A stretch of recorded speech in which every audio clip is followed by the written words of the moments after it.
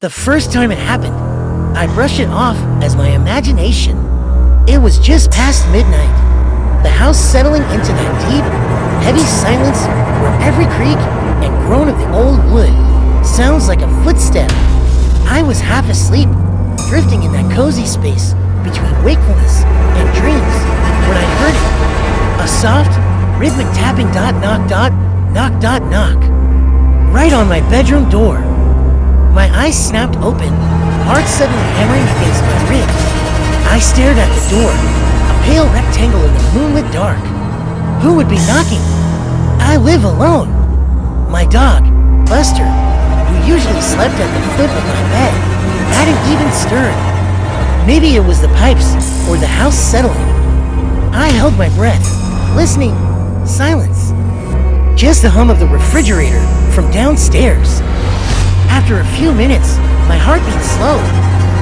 I told myself it was nothing, just a trick of a tired mind. I rolled over and eventually fell back asleep. The next night, it happened again. Exactly at midnight knock. This time, it was clearer, more deliberate. There was no mistaking it. It wasn't the house settling. My blood ran cold. Buster was awake this time, his head lifted, ears perked. A low growl rumbled in his chest, but he didn't bark. He just stared at the door, his body tense. I sat up, my throat tight. Hello? I called out, my voice a weak, trembling thing. No answer, just the oppressive silence of the house pressing in on me. I wanted to get up, to fling the door open and confront whatever it was, but a primal fear held me frozen in my bed. I imagined a burglar, a home invader. But why would they knock on my bedroom door? It didn't make any sense. I stayed awake for hours, staring at the door, until the first hints of dawn painted the window gray. The third night, I was prepared. Or at least, I tried to be. I left the hallway light on, a feeble attempt to ward off the darkness. I had my phone in my hand, 911 ready to dial. Buster was already on edge, pacing restlessly around the room, whining softly. I watched the clock on my phone, the numbers ticking closer to midnight with agonizing slowness. 11 minutes 58 seconds and 11 milliseconds. 59. My hands were slick with sweat. And then, right on the knock. Louder this time. Insistent. Demanding. Buster let out a choked bark, then scrambled to hide under the bed, whimpering. My courage evaporated. I couldn't call out. I couldn't move. I just sat there, paralyzed by a terror so profound it felt like a physical weight. The knocking stopped. I waited, my ears straining. And then I heard something else. A soft, wet, scraping sound. Like fingernails dragging slowly, deliberately, down the wood of the door. For a week, it was the same tortuous ritual. Midnight would strike, the 3 knocks would come, followed by that horrifying scraping sound. I stopped sleeping. I was a wreck, jumping at every sound, my eyes dark and sunken. I started sleeping with a baseball bat beside my bed. I tried telling a friend, but they just looked at me with pity, suggesting I was overworked and stressed. You live in an old house, they said. It's probably just settling. But I knew this wasn't the house. This was something else. Something that wanted in. One night, fueled by a cocktail of exhaustion and desperation, I decided I'd had enough. I couldn't live like this. As midnight approached, I stood by the door, baseball bat held tight in my trembling hands. My heart felt like it was going to explode. The clock hit 12 o'clock, silence. 1 minute past nothing. A wave of relief, so powerful it almost made me buckle, washed over me. Maybe it was over. Maybe it had finally given up. I let out a shaky breath and lowered the bat. that's when I heard it. Not a knock, not a scrape, but the slow, deliberate creak of the doorknob turning. I watched, horrified, as the brass knob rotated, inch by agonizing inch. The latch clicked open. The door began to swing inward, slowly, silently, revealing the darkened hallway beyond. The hallway light I left on was out. Everything was plunged into an inky blackness. I held my breath, straining to see. There was nothing there. Just an empty, dark hallway.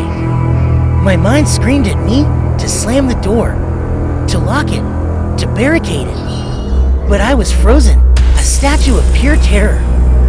The silence stretched on, thick and suffocating. And then, from the bottom of the door, a crack of darkness widened. Something was pushing it open from the other side. Slowly, inch by inch, the door swung open further. A shadow detached itself from the deeper shadows of the hall, a formless, shifting blot of darkness that seemed to drink the moonlight. And then I saw the hand. It snaked through the opening near the floor. It was impossibly long and thin, a pale, sickly gray color, like old parchment or dead flesh. The fingers were like spiders' legs, jointed in too many places, ending in long, yellowed nails that curled into sharp points. It wasn't human. It couldn't be. The hand slithered across my floorboards, its movements unnatural and jerky. It didn't seem to have any bones, flowing like something semi-liquid. The long, thin fingers twitched, tapping a silent, impatient rhythm on the wood dot, tap dot, tap dot tap. The rest of the creature began to emerge from behind the door. It unfolded itself from the shadows, a grotesque parody of a human form. It was tall, impossibly so, its limbs stretched and emaciated, its body hunched over, as if it were too tall for the doorway. Its skin was the same corpse gray as its hand, stretched tight over a skeletal frame. But the face, it had no face. Where its features should have been, there was only a smooth, blank expanse of skin. No eyes, no nose, no mouth. Just a seamless, horrifying void. And yet, I felt it looking at me. I felt its gaze like a physical touch, cold and malevolent, boring into my very soul. It took a step into my room, its joints popping and cracking with a dry, brittle sound. The air grew cold, a damp, cellar-like chill that smelled of grave dirt and decay. I finally found my voice, but all that came out was a strangled gasp. I stumbled backward, tripping over my own feet and crashing to the floor. The baseball bat flew from my grasp, skittering uselessly across the room. The creature took another silent step, then another, its blank face tilted toward me. It was in my room. The thing that had been knocking, scraping, waiting. It was inside. It raised one of its long, spidery arms, the gray fingers uncurling, reaching for me. I scrambled backward on my hands and feet, crab walking away until my back hit the wall. I was trapped. There was nowhere to go. It was slow, agonizingly slow, as if it were savoring my terror. The blank face loomed over me, and from that smooth expanse of skin, a sound finally emerged. It wasn't a voice. It was a low, guttural clicking, a wet, chittering noise that vibrated in my chest and made my teeth ache. It was the sound of a predator, ancient and hungry.